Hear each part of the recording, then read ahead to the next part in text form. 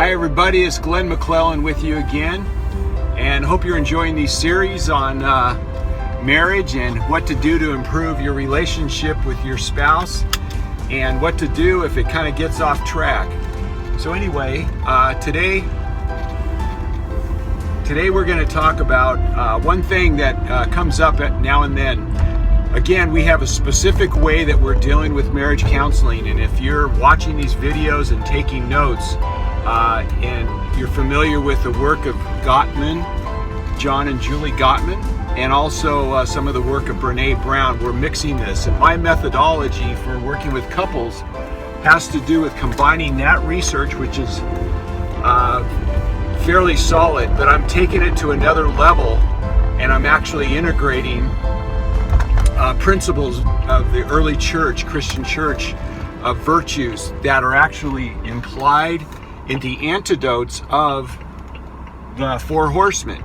So I'm going to be doing that a little bit later, but I'm just right now laying the foundation for why we're doing what we're doing. And the message to couples is you have to get out of the arena, and that's what you hear me say again and again and again. I don't think it's said enough in marriage counseling. I've done marriage counseling for years, and I'm doing it differently because I just felt it wasn't as effective as it is now with what I know and the urgency of my message. There's a reason why 50% of marriages end in divorce, and I'm telling you simply that it's because even though people are smart and even though people are good-hearted and have great intentions, when people get married, they have no idea what that arena really is all going to be all about when you're in your 20s, because you don't really enter the arena because you're on your best behavior and you're seeing things and you're practicing a lot of times the virtues of the antidotes on a regular basis. And until our souls or our hearts get really pinched and rejected and hurt, only then do we find the horsemen starting to enter into the arena, and we find ourselves in that arena. And oftentimes for many, many years, because we can, I don't want to get into it, but we can do a thing called parallel process where we can coexist with each other, but we're not really loving each other and we're not really building our relationship into what it can be. And because when we are spending our time in the arena, we're not building up the bank account of our relationship that can actually keep us out of the arena and actually get so far away and into such a place of deep care and deep concern for our partners that we actually feel the love we did when we were we met and we were early engaged in college or whatever, whenever that was. So my mantra again is we got to stay away from the arena. But what I want to talk about today is it's not uncommon, and even when you practice some of these things, it's not uncommon to go back and ride one of those horsemen and to be in the arena. So I'm kind of want to talk about what do you do when you find yourself back in the arena. This just happened to me and my wife a couple of days ago, and I hope it's okay. I won't air this video. I'll check with her to make sure I can use this example. But it's really has more to do with me than it does with her. So anyway, just to give you an example of what I mean, we're practicing the antidotes on a regular basis. We're cultivating appreciation and gratitude with each other. We're learning how to really minimize any complaint if we have any at all. We really think for a few days on it. We might even pray about it, whether we even want to bring it up or not. And then if we decide that it might be worthwhile bringing up because it's kind of it's oppositional in its approach, it just seems contrary to their stance or their belief or way of doing things, then we want to complain gently and in a manner that does not destroy them and communicates to them that we highly value them even while we're sharing this information. So we're practicing these four antidotes. We're regulating back to 30 minutes where we don't share anything until we get regulated. If we feel we're having to be defensive, We then try to get to a place where we can now take responsibility, and we stand for what we feel, and we stand up and we own what we say and do, and we don't take a defensive stance. So these are the antidotes that we are typically trying to practice.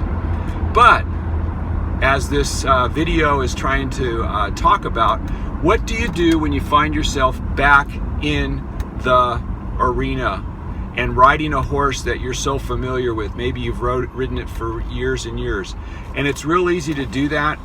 And I can say, if you find yourself back in the arena and you find yourself riding the horse and you're catching it really quickly and pretty, it's not like it's days and days before you realize what's been going on, but you're catching it pretty early on, that's a great thing. And give yourself some points for doing that, because just being mindful of being in the arena and riding a horse is a great first step. So back to my example, what do you do when you find yourself in the arena? Well, the other day, I just, without going into it, I was just kind of observing some things about my wife, and instead of making it an endearing thing, I was kind of thinking, I wish she would encourage me in a different way than she was, or she didn't at all. And instead of asking for that, I kind of made comments about the way she did something earlier in the day. And so later in the night, and I wasn't really mad about it, it was just an observation, but it put her on her heels, and it made her get on a familiar horse that she's familiar with, which is defensiveness. And I noticed right away she's very defensive, and and I was even quick to point that out, and she was just back on her heels trying to protect herself, and I was the one that was putting her back on her heels, but I didn't realize that I know I wasn't intentionally doing it, but I did it. So I just kind of let the night go by, and I just thought about it, because I wasn't sure why exactly she was reacting the way she was. She doesn't typically, but this time she had a really defensive posture, and I didn't want to get into the arena, and I just stood my ground there. But the next day I realized I need to take responsibility for her being on that horse. And what I mean by that is I have to really examine my motives, what I might have said, how an attitude that I might have delivered it. And I can honestly say I wasn't really trying to do anything harmful, but I also wasn't really being mindful of doing it in a way that was helping her.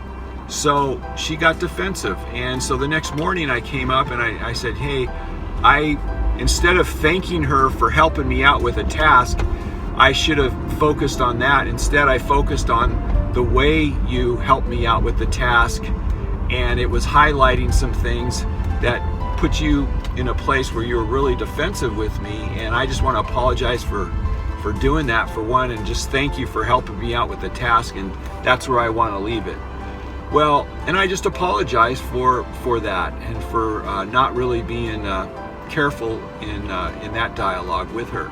So she wrote back a nice little note saying, that means a lot to me, and thanks so much. Yeah, I just don't know why I did it so quickly, but yeah, I did kind of get defensive and just kind of withdrew. And that was it. And we're back to our normal daily operations of caring about each other and cultivating appreciation and gratitude. So that's an example of what we did when we found ourselves back in the arena.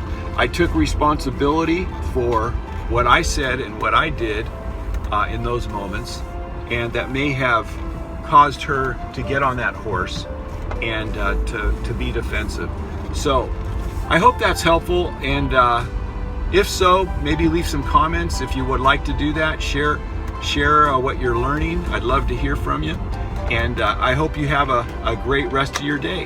I'm going into work. Bye-bye.